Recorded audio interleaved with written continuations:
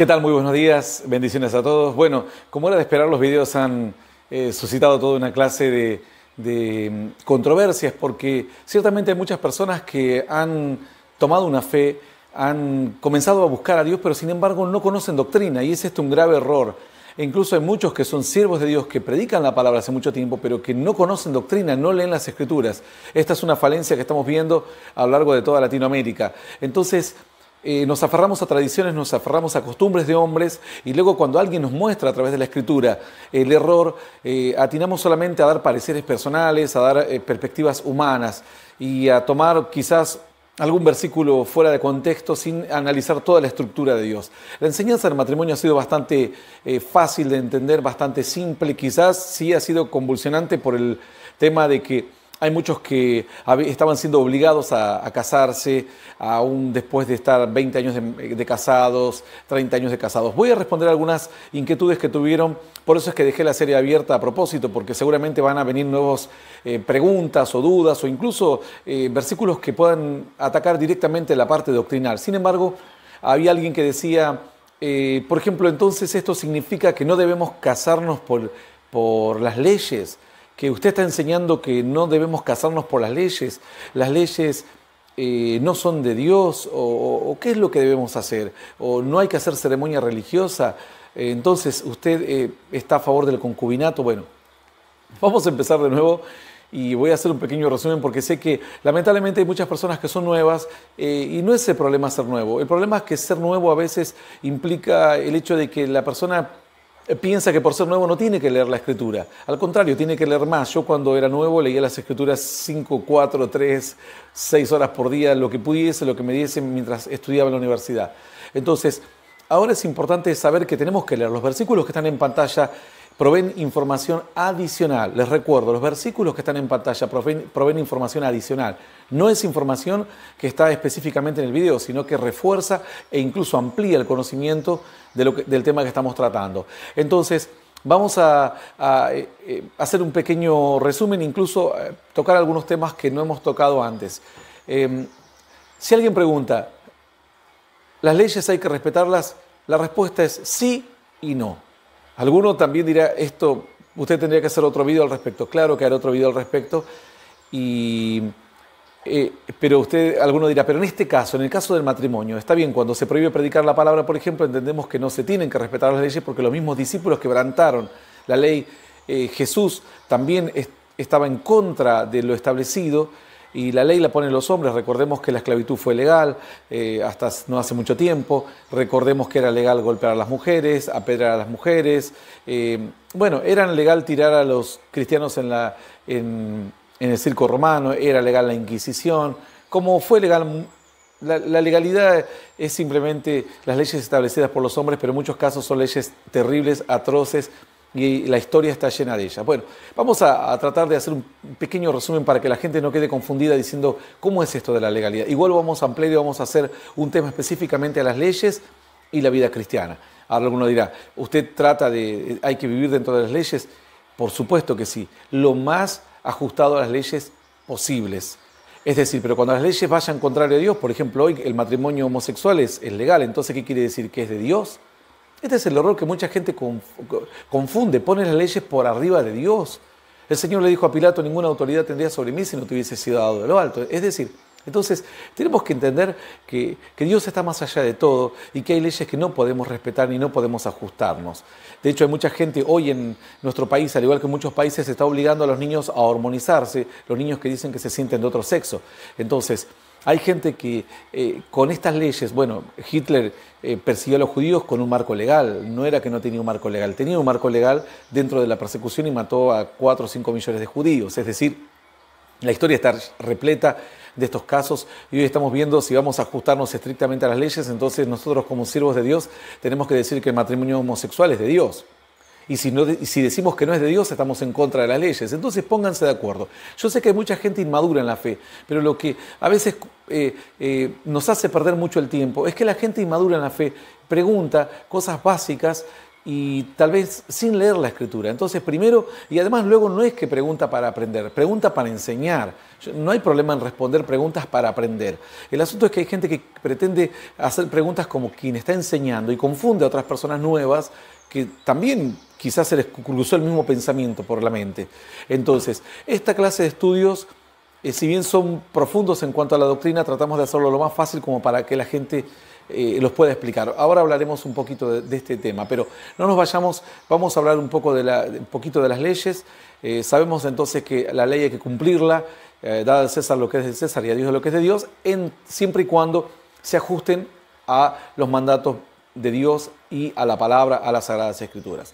Cuando ya se aleje de Dios, entonces tenemos que priorizar las Sagradas Escrituras, la sana doctrina, y hacer que nuestra sociedad cambie y nuestros legisladores cambien las leyes que han sido puestas en desmedro o en contra de la visión de Dios, la visión de fe. Entonces, para estos días, ¿qué es lo que uno recomendaría? Algunos pastores, líderes que están dirían, usted como varón de Dios, ¿qué es lo que recomienda? Principalmente yo recomiendo que se enseñe cuál es la doctrina del matrimonio de Dios. Alguno dice, claro, pero usted está enseñando concubinato y esa es la más fácil porque una persona vive en concubinato, después se va. El concubinato, el que ustedes llaman concubinato, es matrimonio creado por Dios en el Génesis. Si ustedes quieren llamarlo concubinato, es una cuestión de ustedes, de cada uno que lo llama concubinato. Para mí es un compromiso. Contrario a hacerla más fácil, contrario es esto, porque el joven tendría más temor de saber que en el momento que se llega a una mujer o convive con ella, ya tiene un compromiso afianzado con ella. Entonces es más seguridad para la pareja, aun cuando se encuentren lejos, aun cuando se hayan casado en otro país, aun cuando estén en el campo o cuando no hayan podido formalizar o por cualquier otra circunstancia. Es más compromiso, porque el compromiso lo tienen ante Dios. Entonces es más resguardo para la otra persona, porque Dios le dice, no puedes tomar a una mujer, convivir con ella una semana, 10 días y luego cambiarla y soltarla. Esto va en contra de las leyes de Dios, del matrimonio pensado y establecido por Dios. Esto es lo primero. Contrario a pensar que se fomenta la informalidad, al contrario, se fomenta que uno tome seriamente lo que va a hacer y si va a convivir con una persona, sepa que con esa persona Dios le pide y le obliga a que se debe quedar. Si la persona, alguno dirá, bueno, pero ¿qué pasa con las personas que se van? Nosotros hemos convivido, yo he convivido, alguno pensará, ¿no? Yo siempre hablo en potencial porque me trato de incluir como un ser humano. Yo no he convivido con ninguna persona antes, he convivido con mi propia esposa, me he casado primero por las leyes, lo he explicado, lo he puesto en algún video, me he casado primero por las leyes, me he casado luego por la iglesia, con otro pastor de otro ministerio, y luego he convivido y me he llegado a mi mujer, con la que actualmente tengo casi 27 años de casado.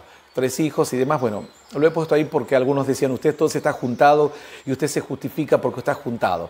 A ver, cuando estoy enseñándoles la doctrina, no les enseño porque estoy tratando de justificar algo de mi vida. Eso es lo que la gente haría, la gente común. Yo no soy gente común, soy un varón de Dios. Entonces tengo que predicar y enseñar lo que corresponde. Aun cuando a mí no me toque, a mí me sería más fácil decirle a las personas que esta enseñanza no es así y que la ceremonia religiosa es prioritaria y por sobre todas las cosas. Sin embargo, la ceremonia religiosa viene en segundo lugar. En primer lugar viene el matrimonio según Dios, el cual lo he explicado en todos los videos que siguieron. Alguien preguntará entonces, ¿cómo se debe hacer? Lo ideal, que el joven se guarde hasta su matrimonio, se casen por las leyes, para testimonio, para obediencia, para cumplir dentro de la sociedad, porque esta ley no es contraria a Dios, no molesta a Dios, entonces no hay por qué no hacerla. Se la puede hacer, se la hace en primer lugar, además por cuestiones legales también, cuando nazcan los hijos y demás, tienen que saber quién es el padre, etcétera. Las personas que tienen que cobrar cierto dinero por sus trabajos, por sus hijos, por su matrimonio y demás. Primero las leyes. No es que las leyes sean más importantes que Dios, sino que estoy hablando de los pasos formales que se deberían tomar y que estamos hablando de lo ideal, que en muchos casos no sucede, por supuesto. Pero alguno dirá, bueno, usted dígame cuál es el ideal de matrimonio, ¿cómo usted lo haría? ¿Cómo lo harían sus hijos? Bueno, mis hijos lo harían de esta manera, como yo lo hice. Guardarse primero, para convivir con una sola persona, obviamente también guardarse de adulterio, fornicación antes, aunque no sean convivencias, igual es pecado, pero cuando ya conviven con una persona, si van a convivir, lo primero que yo les diría primero es que se casen por las leyes, En segundo lugar, que se casen por iglesia, porque esto es un premio para el joven que se ha guardado para Dios, o la jovencita que han estado caminando en fe, que se han estado esforzando, que le han dado la espalda a las prácticas malas de esta vida. Y es un premio, como un testimonio, premiarla de blanco, con una buena ceremonia, con una buena fiesta, con un agasajo, y que toda la congregación sepa que ahora hay un nuevo matrimonio en la congregación y demás. Esa es la forma correcta. Y luego se llegan el uno al otro y conviven. Ahora, ¿por qué entonces di la enseñanza de otra manera? Porque en este mundo estamos viendo que estos casos son los casos excepcionales. Hay muy pocos, cada 100 o 200 matrimonios de las iglesias cristianas solo hay 2 o 3 que respetan el ideal de Dios. Todos los demás vienen juntados, rejuntados, segundas nupcias, terceras nupcias. Y alguno dirá, bueno, pero no estuve casado. Ah, pero estuviste conviviendo. Es lo mismo haber estado casado y conviviendo. Eso es lo que se trata de enseñar. Ahora, y también de que siervos no fuercen a las personas que están hace 20, 30 años juntados, como les gusta decir a las personas. Yo digo casados ya porque ha sido su primer pareja. Vivían tiempo atrás, la gente a veces ni siquiera, en algunos casos registraban a los hijos después de 10 años que nacían. El asunto es que hoy se trata de poner una idea de que el líder religioso tiene que bendecir el matrimonio o casarlos, porque si no, no están casados. Y eso es una doctrina y enseñanza que no se ajusta a la palabra de Dios. En primer lugar, ningún ministro religioso tiene poder para casar a nadie. Esa es una elección que cada uno la tiene. Sería como yo aceptar a Cristo por mi hijo. Mi hijo tiene que hacerlo él. Yo no puedo aceptar a Cristo por él. Entonces tampoco puedo casar a nadie. Esa es una elección. La elección de la persona con la que voy a vivir es una elección. Entonces, si la persona ya lo eligió, no pudo hacer las cosas dentro de lo ideal, y está hace 20, 30 años, ¿por qué ahora queremos forzarlo a que con nietos y eso tratemos de hacer una fiesta, una ceremonia, de si no le decimos que está en pecado? Esa es la enseñanza contraria y mala. Esa es una enseñanza mala, es una enseñanza errónea. Los líderes tienen que sacarse esa enseñanza, que es una enseñanza de la tradición. No está en pecado esa persona. Fue la primera persona con la que convivió y ya vivió así y ya llegó así. La Escritura dice, como llega, se queda.